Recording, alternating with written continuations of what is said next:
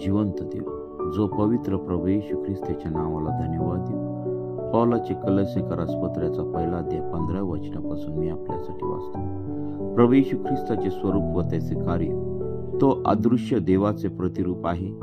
तो सर्व उत्पत्तीस ज्येष्ठ आहे, कारण आकाशात व पृथ्वीवर असलेले दृश्य व अदृश्य असलेले राजे, अधिपती, सत्ताधीश किंवा अधिकारी असलेले जे काही आहे ते सर्व त्याच्यामध्ये निर्माण झाले।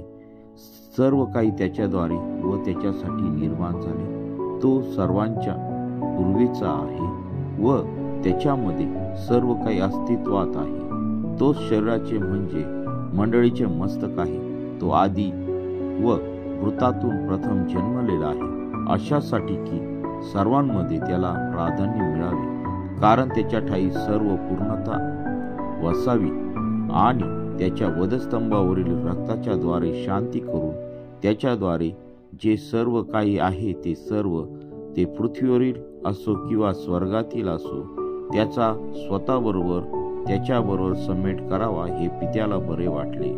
जे तुम्ही पूर्वी परके व दुष्कर्मे करीत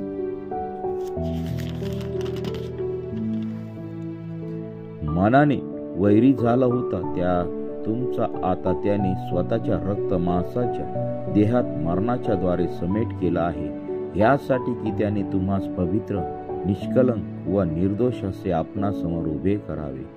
जर तुम्ही विश्वासात स्थिरावलेले व अढळ राहता आणि जी सुवार्ता तुम्ही ऐकली, आकाशाखालच्या सर्व सृष्टी जिची घोषणा झाली व जिचा मी पौल सेवक झालो आहे, तिच्या आशेपासून तुम्ही ढळला नाही, तर हे होईल।